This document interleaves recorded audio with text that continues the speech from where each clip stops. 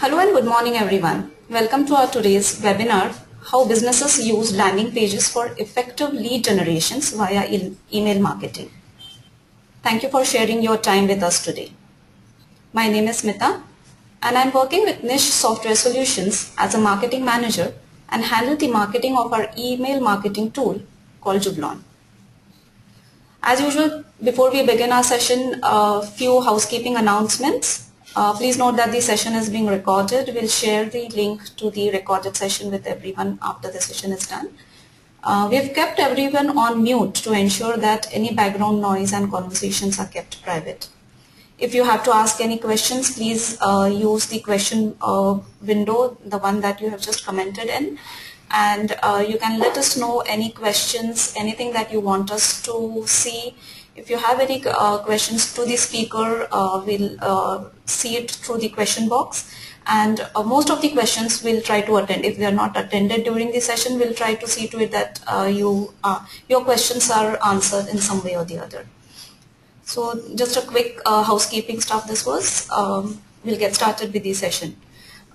Friends, we have learned a lot of email marketing by now. I mean, we've conducted lots of webinars, lots of sessions where we spoke about how to create mobile versions of email, what should be the content that will work, how to use triggered emails, and the latest one that we had was how to keep our subscribers engaged in all our email marketing campaigns. Now, when we do all the email marketing campaigns, there in some way or the other, we direct our audience to some kind of websites, say for it could be some forms, it could be any kind of a landing page for that matter.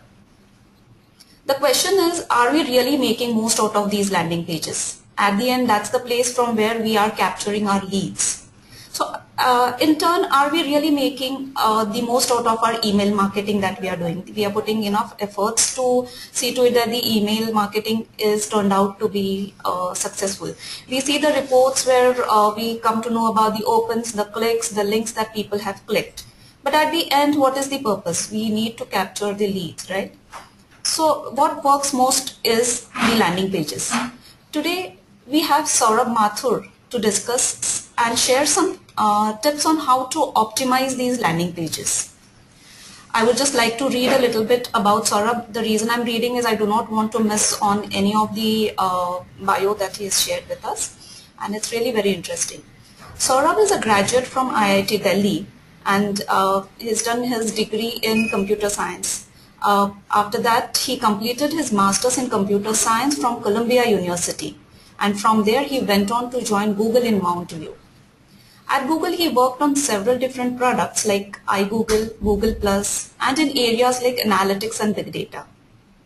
In 2011, he moved back to India and have since been exploring the startup world here.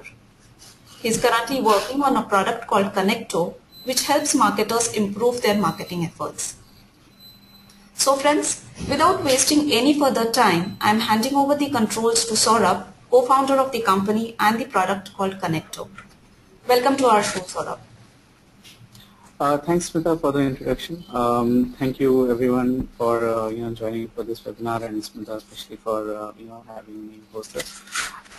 Today, we are going to talk about landing pages and how you can improve your efforts, how you can streamline expectations, and simple things that should be kept in mind that when you're designing and landing pages. We'll also go over a few resources that you can use for designing your landing pages and making the best of it. So basic idea is obviously that why do we need landing pages? Because when you're doing some sort of email marketing, what is the goal of a landing page, right? So the basic idea that one has to understand why people use landing pages is that it's very easy to deliver and very easy to iterate, right? And you can deliver the same exact messaging that you sent out in your marketing campaign on the landing page itself, which is sort of hard if you're using your website as a landing destination. Websites have their own purpose. They are made for corporate presence. Sometimes you can make them as effective lead generation machines as well, but landing pages are much easier to reflect the same ideas as you wanted to do in your marketing campaign. That's really the reason why landing pages are most prominent. You'll see them if you click on ads. If you'll see them everywhere. So that's the idea behind landing pages. But one has to understand that when we talk about landing pages, we still are working in a very limited time range.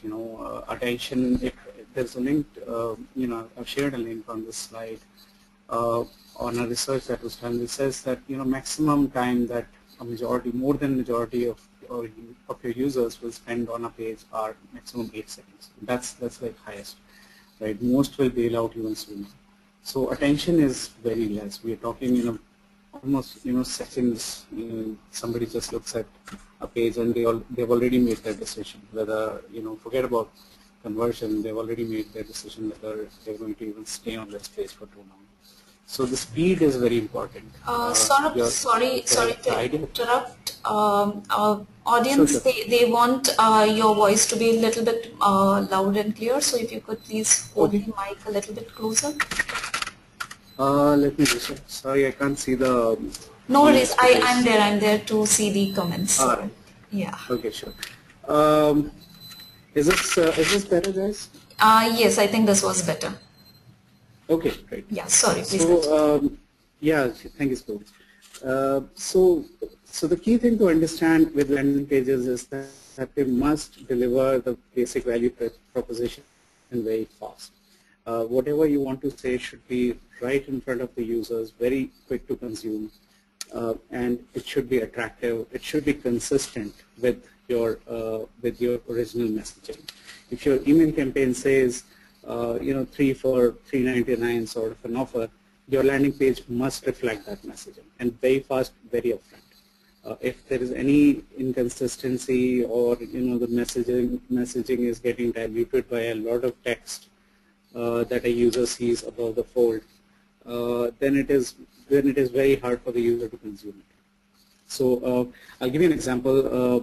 DHI India, which is a customer of ours, they used to have a landing page on which there was it's a hair transplant business, and they used to have a landing page on which there was Viren Sehwag, who is their brand ambassador for having used their service, and then on the right hand side there was a lead form which would say that you should fill a lead here. They tried to experiment in many ways, and the basic thing that came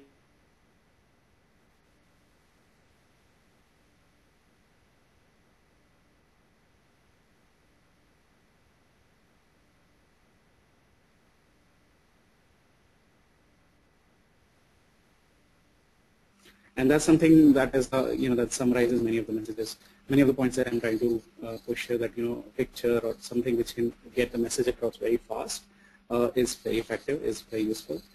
It should be consistent. Whatever email marketing, whatever ad you placed, the same messaging has to be very quickly conveyed on the landing page. You can build on it. You can build on the message as soon as we'll go to those factors, but this is extremely important.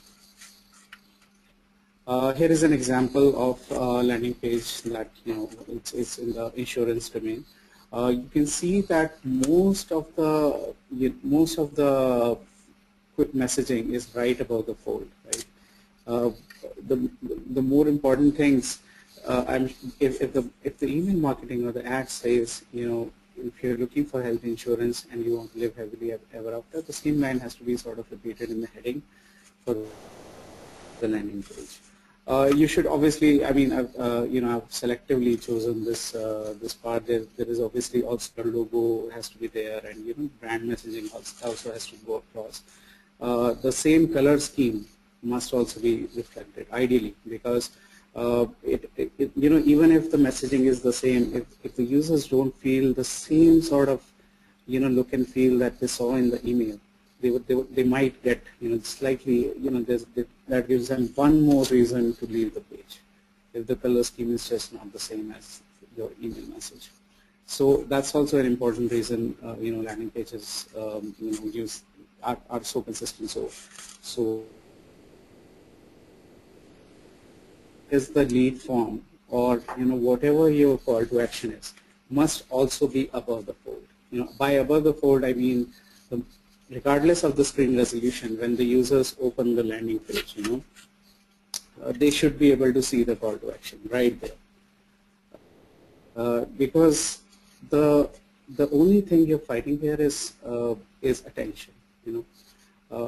If you get your message across and you get your attention, and it's very clear to the user that what he has to do right now, the more it gives you a chance of being successful on a landing page. So keep your main action, keep your main messaging right above. Scroll down. When users scroll down, then you can build on that intent. If they are already scrolling, if they are already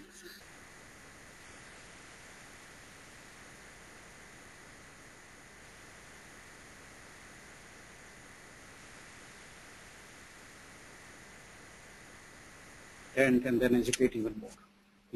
So the call to action and the messaging should be upfront. Education should be slightly below. Another key question that marketers often deal with is how many fields, if you have a lead form on your landing page, how many fields should you usually have? There are many campaigns in which a phone number would be enough, right? If you have the phone number that's a qualified lead, that's enough to get you started. Do you need other fields like name, email? Sometimes people also ask for cities. It can go, I've seen landing pages with even up to 10 fields, and all of them seem to be sort of compulsory. As expected, the research says there is an absolute inverse correlation. The more the fields, the lesser the summations. There is absolutely, not even like, you can see this graph. This has been done earlier, but you've seen this consistently even now. The more the fields, the lesser the chance of getting it filled, because obviously the more the effort, the more. It's even more true on a mobile phone. As you can imagine, on a mobile phone, typing your name, your email, your phone number, it becomes extremely hard. And chances are, the fewer the fields, the more submissions you'll get. However, it's also true that visitors who the leads who do even when you have more fields are very motivated and high quality leads, because the person has taken the time and effort to actually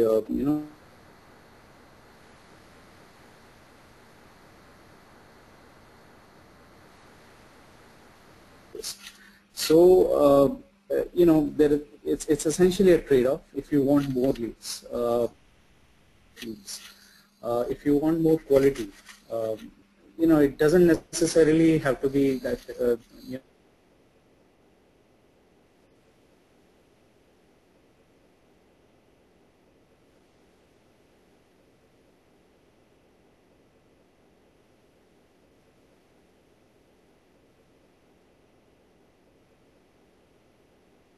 engaged, which may or may not be a bad thing, and you can essentially increase your fields to increase quality. You can work without having a name in the system. You should do so. And on mobile phone, one should absolutely be clear that one field, two field, maximum 3 fields, and even there it's a challenge. So that's a guideline on how many fields you should have in a lead form on a landing page.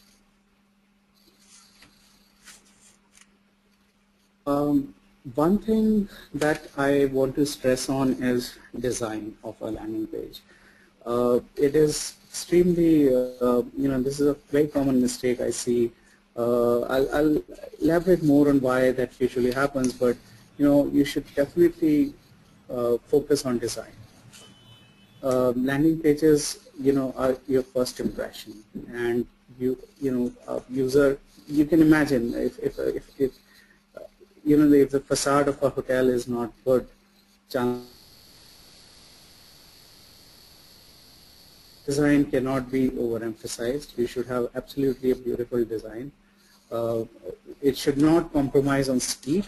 It should still be very fast to load, because obviously, like I said, you have maximum 3-4 seconds for the page to completely load.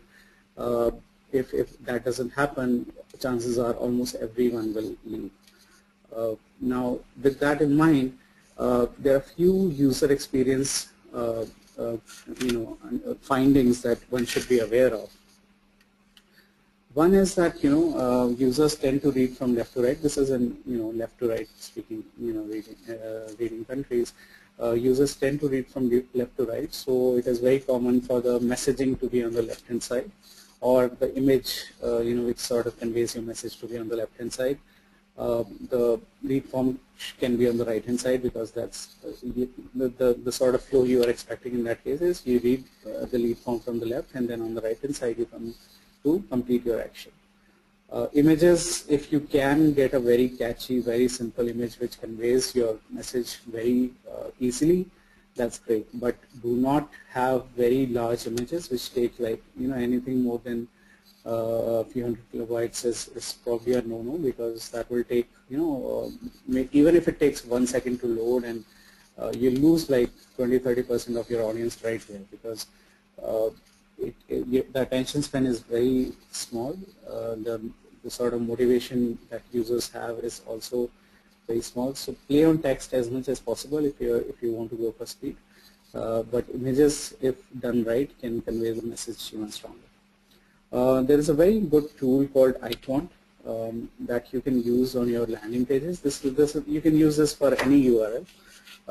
It will essentially, what it will do is it will create a heat map of the first 3 seconds of user attention. Like if a user were to land on that page, what are the first 2 or 3 things that they'll see, in what order, and what is the focus area of your landing page. If you find that it is not turning out to be where you want it to be, like for instance, if you see that your form is on the right bottom and it is not getting any attention, then chances are that users will not see that form in the right way, and you're going to miss out. So I highly recommend using Icon to gauge your landing pages and how effective they might be. It's like a heat map tool, except that it's slightly more scientific. I briefly mentioned the challenges in mobile, but I must if there is one takeaway from from this entire webinar, I want to stress on the fact how much mobile is becoming important, and how much regardless of what you do, make sure that your landing page is very effective on mobile. Even if it's not so effective on the desktop, that's probably going to be fine. But if it doesn't work on mobile, that's a big no. Now you know that most of the emails currently are getting opened on mobile devices, right? 15 to 70% of emails are currently getting opened on mobile devices. This is true for almost everyone right now. In our case, our numbers stand at something like 50-55. I know my e-commerce friends tell me it's close to 70, but it's definitely majority currently, and this is only going to grow. So obviously that tells us that if the email is going to be opened on a mobile phone, so will be the landing page, right? Because you click on the, chances are if you were to click, you are going to click right then or never, right? So obviously the landing page will also render on mobile. This means that whatever you do, try to be very smart about mobile opens. If you can pre-fill some data, like email can be pre-filled. If you know the email ID of the person, because you send them an email, if this link is coming from an email, you should be able to pre-fill that email ID. So try not to ask for email IDs when a landing page is being opened from an email. Similarly, if you you could simply have a landing page which says I'm interested in the service, yes or no, or I want to sign up, and that's it. They can just press a button and that would be it.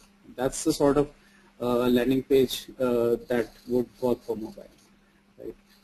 Even Google Ads is now responding with tell sort of ads which are essentially mobile specific, in which all you see is a fall now button which will essentially take the phone number of the business and directly copy that onto the person's dialer.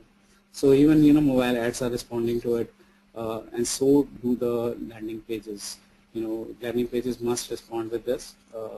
Otherwise, if you are expecting on a landing page for the user to fill 3 or 4 fields, it's probably not going to work, not because your product or service is not interesting, but it's just too tedious for someone to participate in that sort of input. Okay. So another question that often arises is how how should the landing pages basically there's a thought in digital marketing that landing pages should be completely isolated. They should have no outbound links. So if you land on a landing page, the only thing you can do is read and then fill the lead form, right? That's the most simplified version of a landing page. Now you can see where it's coming from, right? That either it's trying to take away unknowns from the equation. The fewer the unknowns, the more you can optimize the landing page. If people find that 10% of my audience from the landing page are leaving the landing page for the website, that's a challenge, right? Now that's a challenge, but one has to understand also that when a user is motivated and they land on your landing page and they've spent time on your landing page, chances are that will a little more. That's the basic human mindset. That they don't want to commit too quickly. They want to do their initial research. Now, if there is no outbound link from the website, from the landing page to the website, they will probably, you'll find often that they will often search for you on Google and check you out. Or check your website out and maybe then fill the lead either on the website or on the landing page. So so really by making very isolated landing pages, it is true that you can confine user behavior, but it is slightly against what users really want to do. So it's always, I always recommend having at least one logo link or at least some outbound links which take the users to the website, and then stress upon making sure that the website acts as a good platform for capturing leads. It shouldn't be the case that the website is then not a good enough vessel to capture leads. You have to then make sure that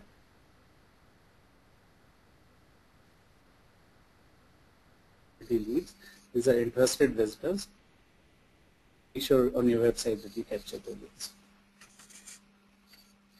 Okay, so these were some of the key points I wanted to mention about landing pages, their philosophy, basic layouts. Wanted to put a few common questions to rest. The next thing obviously is performance, right? Now the key metrics that people currently use, almost everyone except unless the system sort of omits, is mainly looking at how many the conversion ratio of the landing page, right? Which tells you that if 100 people are landing on the landing page, how many are actually filling out the lead form. That is obviously a very key metric, but that's it's not sufficient to really understand. So sometimes because of amount of the budget you have, or whatever your subscription base is small, there may be a lot of noise in that system, and one day you're getting a conversion rate of 7%, the next day you're getting 10%, the other day you're getting 2%. So there may be too much noise into the system to only go by conversion rate, which is why you should also look at some of the other key metrics which are extremely easy to understand. One is average time spent on the page. You want this time spent to be, find that this is slightly less. Google Analytics, there's something you can find in Google Analytics, and you'll find that this is less perceptible to noise.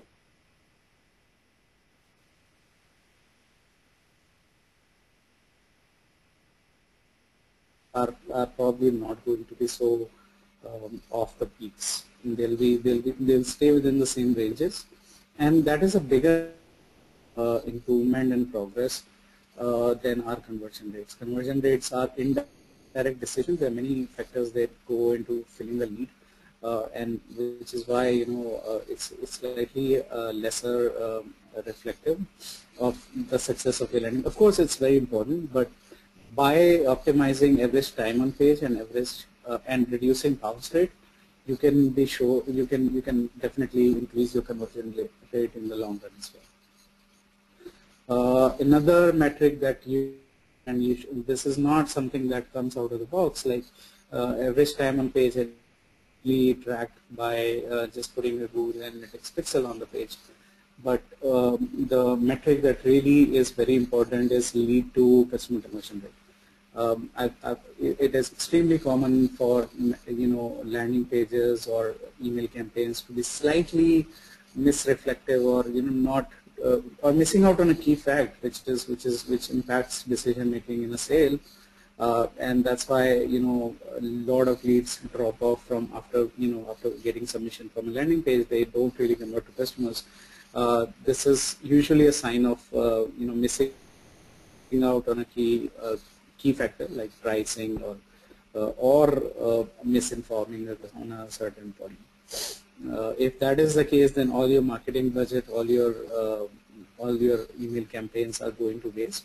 It is very important to get this factor in place, get some sort of certainty, do a control test before, maybe send it out to a small audience, see what is the performance, look what was their understanding before you started conversation with them, the lead, and whether they declined or they agreed to a sale, what were the factors they were already aware of, what was their decision time on that before you actually go all out on a landing page. And then you still need to, between multiple landing pages, it is very important to maintain what is the lead to customer conversion rate. This is something you have to set up in place. It's not something you get out of the box. This is something that has to be part of the process.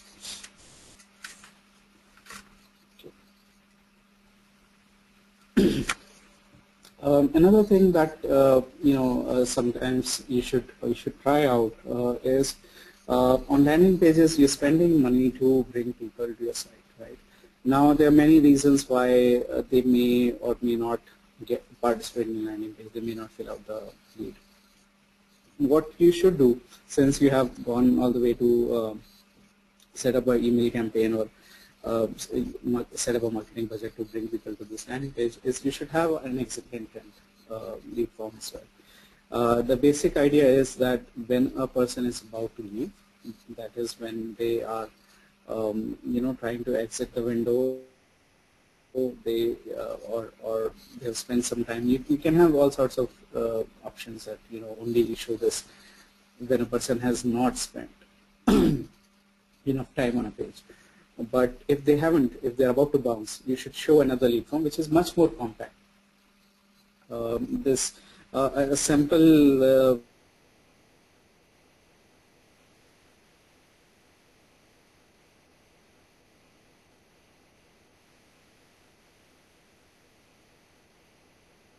minutes of your time, and we'll answer all your questions. Now, essentially, what you're saying is, maybe I did not convey my my product in the manner that you wanted to, and give me a chance, and I'll definitely make sure that your whatever questions you had are in fact answered. A lot of people acknowledging that the landing form did not convey the right messaging. And two, it's sort of it is more. It gives them that human touch that there will be a human who will actually answer the question instead of this form, which I don't know when, and so on. So it's a strong sign, and we've seen drop-off rates getting reduced by site just putting an exit intent form out there, which that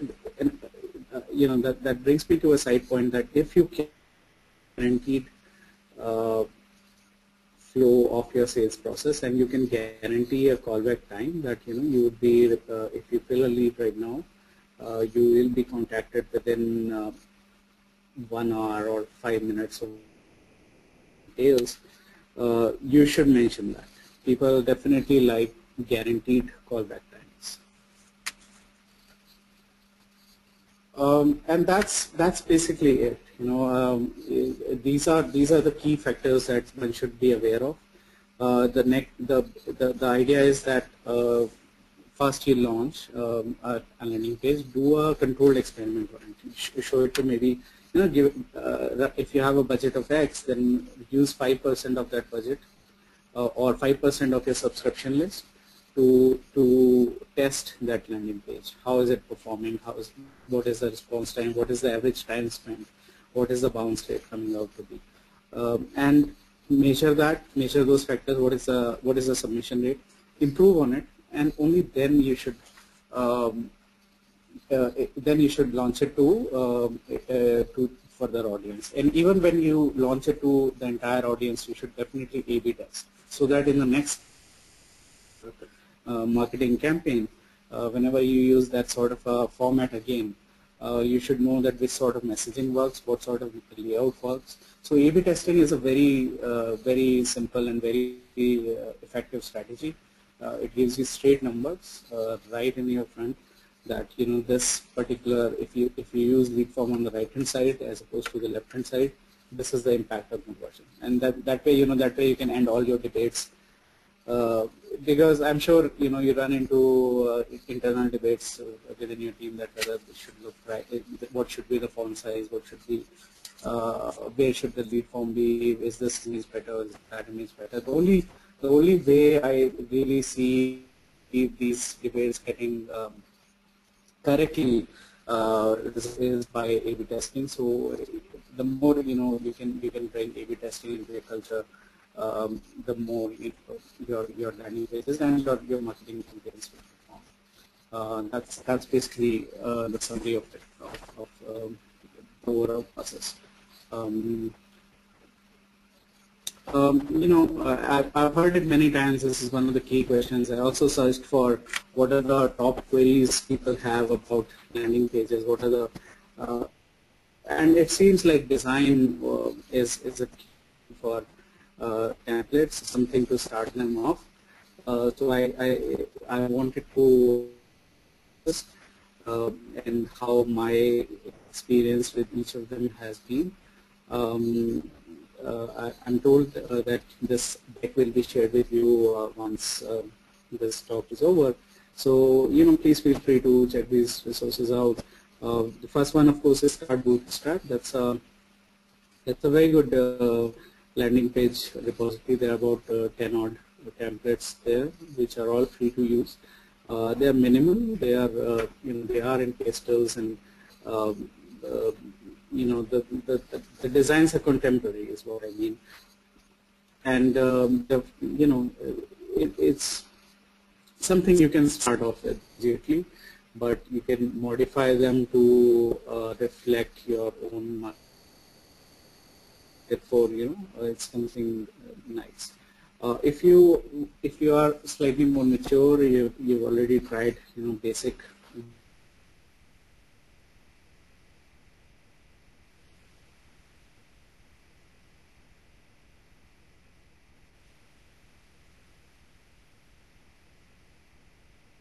$15, maybe up to $20. But the good thing is that they will be all responsive, which is extremely important. I mentioned that earlier in my that they should be responsive. That mobile is.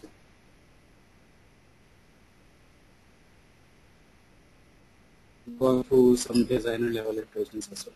There's you can also do, there are a few resources where you can also host one landing page for free.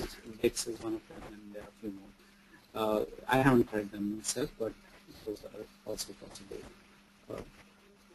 You can also do landing pages as a service, which means that somebody else, you'll get our entire software around how, how to, what of some design templates that you can choose from. You can then configure the messaging easily within the admin.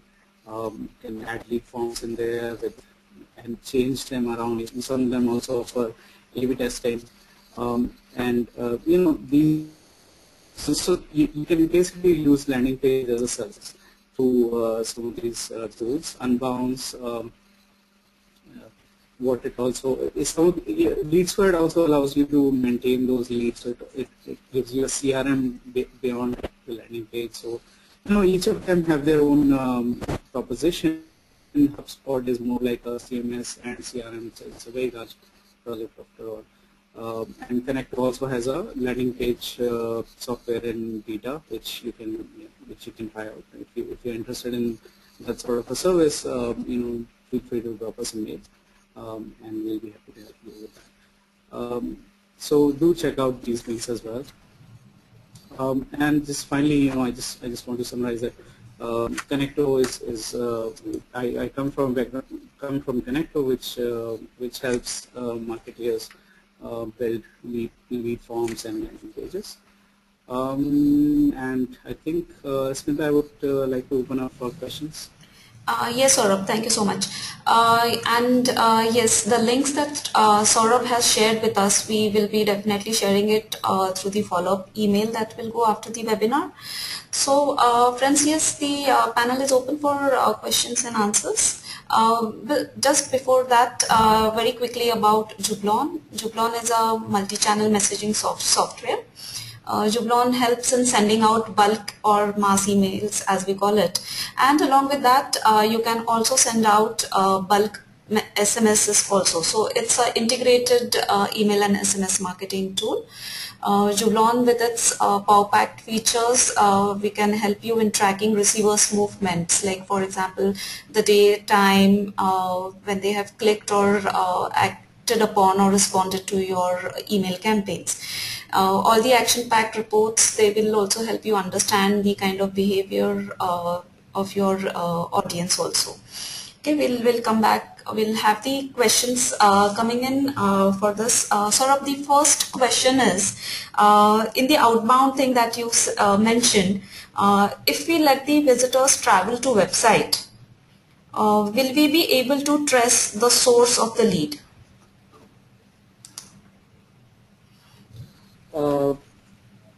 I think it's something like, yeah, I think it's like, say for example, in Google Ads we have people landing, coming to the landing page, and from there, as you mentioned, we have a link in the logo and they travel to the website. And in case if they happen to fill up the form that's available on the website, will we be able to come that they've come from Google Ads? I think that's the question, I believe. Right. It depends on the sort of tracking you have in place. If ultimately from the website you are taking them to a landing page, to a thank you page, right? So then the same sort of flow will work. Whether you get the lead submitted from landing page or you get submitted from website, if there's a thank you page, you can just look at that thank you page and see what were the, where did this person actually, where did the referral come from, where did it come from. So Google Analytics will maintain that source regardless of where the lead is submitted. Okay. I think someone had popped up a question like how to do the A/B testing for landing pages, but I think you covered it in your session. So I'll move on to the next question. So yeah, this is a good one, and even I'm interested to know the answer for this. SEO for landing pages. Do we need to optimize these landing pages for SEO? Right, that's a key question. I didn't do a slide on it because again, it depends on how important it is. It depends on how much traffic your site otherwise gets. Landing pages are well-designed pages. They should be indexed on Google if you can. So first thing is obviously you should list them. Right? You should definitely list them, because if somebody lands on landing pages for free and fills a lead, nothing like it. Chances are, just listing it will not be enough, right? If you have a very solid landing page which has performed for you over many months and is very good on mobile, regardless of whatever it is, you should try to build its equity. SEO equity. You should, when you share your links outside of your website, you should try that landing page gets there. And that is what is going to actually matter. But you should only do it when you show that that landing page is performing already. Right. Otherwise, if you have landing pages which have solid equity in Google search and are old and not even reflecting correctly the service, then you have a problem. Right. Okay, there's one more very interesting question. Do we have to segment our landing pages based on the target audience? I mean, you should absolutely.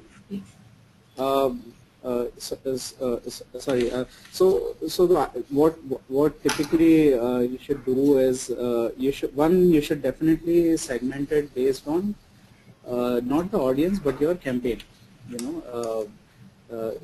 And the audience may itself be segmented according to it. But you should your campaign should reflect your landing page. It should not be the case that you're sending out 4 types of emailers and all of them come to the same landing page. Your emailers and your landing page should be in perfect sync. They should reflect the same sort of messaging. And if you have different sort of ads or different sort of email campaigns, you should have different sort of landing pages as well. So that's very important. Right. There are lots of questions, but we might run out of the time. So I'm just taking one last question for this session. It's like, how impactful are videos on landing pages? So I've tried to experiment with that. There are very few numbers, there are very few researchers out there which say anything substantive around that. I personally feel that video, just by virtue of how they are, how one has to interact with them, that you have to press on the play button, that they should be on the in the bottom fold, in the second half of the landing page, because they are more like education. Otherwise, for the quick audience, which is like 1 or 2 seconds, 3 seconds, you should probably use text for images. For somebody who's already interested, you can try having a video, and then it's really a question of tracking those views. If you're hosting it on YouTube, then embedded views can be tracked on YouTube, and see if it's really performing. But I've rarely seen it to be a key strategy as a people. Okay. Our SEO question has attracted one more question, so I think I should take this. Should we do off-page optimization of landing page? It's not key. I mean, it really depends. If you are a very large brand, there are two sorts of audience in this crowd. If you're a very large brand which has a extremely high traffic website, then it matters. For the rest, you should optimize purely on speed of a click, and for that interaction, which is your email and your mobile interaction. Making it content heavy for the SEO for SEO is just not going to help on the other side.